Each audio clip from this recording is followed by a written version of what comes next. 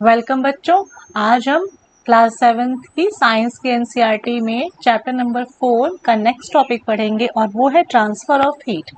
ठीक है, इससे पहले हमने थर्मामीटर्स के बारे में पढ़ा था, क्लिनिकल और लेबोरेटरी थर्मामीटर्स के बारे में कि कैसे हम उन्हें यूज़ करते हैं और वो किन किन ऑब्जेक्ट्स के टेम्परेचर को मेजर करने के लिए यूज़ होते हैं। ठीक है, and now we are going to study about the transfer of heat, and in this topic we are going to study that how heat is transferred from one object to another। ठीक है, कैसे जो heat होती है वो एक object से दूसरे ऑब्जेक्ट में ट्रांसफर होती है, ट्रेवल करती है, इसके बारे में हम इस टॉपिक में पढ़ेंगे। ठीक है, तो इस टॉपिक को हम शुरू करते हैं।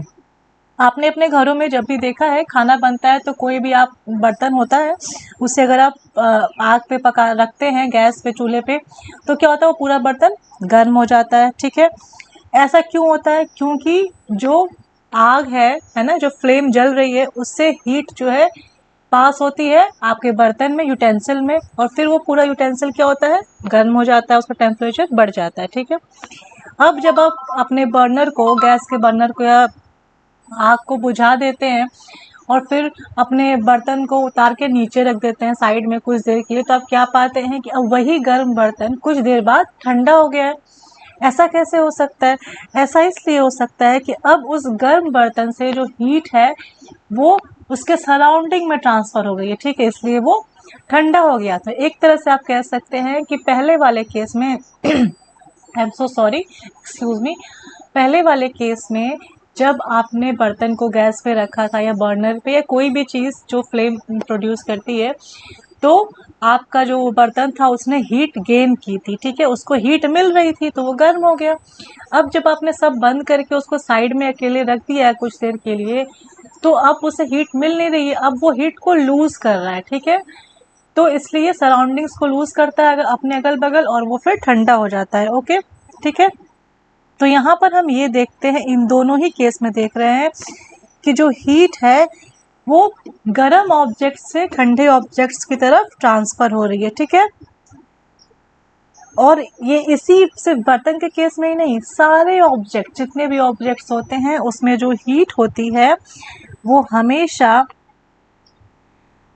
हॉटर ऑब्जेक्ट से कोल्डर ऑब्जेक्ट की तरफ ट्रैवल करती है। ठीक है, अब इस चीज़ को समझने के लिए यहाँ पर आपके बुक में एक्टिविटी 4.6 दी गई है। यहाँ पर ये बताया गया है कि आप एक रॉड लीजिए मेटल का, चाहे वो लोहे का रॉड हो चाहे वो एल्युमिनियम का रॉड हो, उसको लीजिए और उस पर जो है इक्वल डिस्टेंसेस पे जो है वैक्स, वैक्स मतलब मोम, मोम को उस पर रख दीजिए या चिपका दीजिए जैसे भी।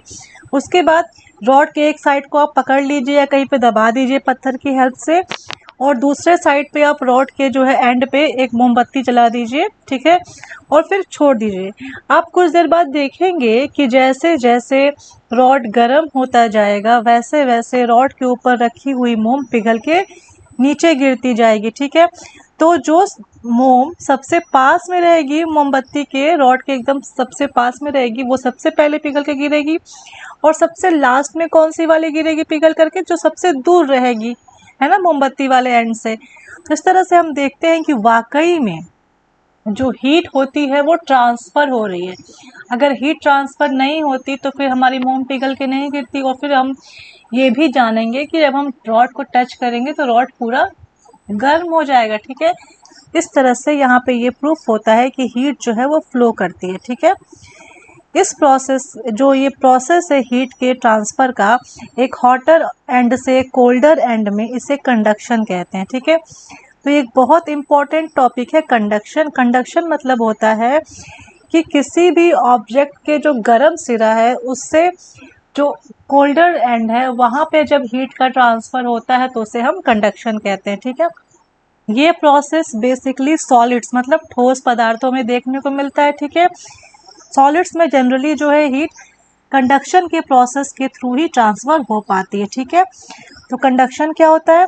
कंडक्शन वह प्रोसेस है जिसमें एक हॉटर ऑब्जेक्ट से हीट जो है ट्रांसफ़र होके कोल्डर ऑब्जेक्ट में जाती है, और ये जनरली आपके सॉलिड्स में देखने को मिलता है। ठीक है, तो अब जो जो ऑब्जेक्ट्स, ठीक है, हीट को पास अपने अंदर पास करवाते हैं, जिनके अंदर ये क्षमता है कि वो हीट अगर हम एक सिरा गर्म कर रहे हैं तो दूसरा सिरा अपने आप गर्म हो जा रहा है, ठीक है, ट्रांसफर हो रही है हीट।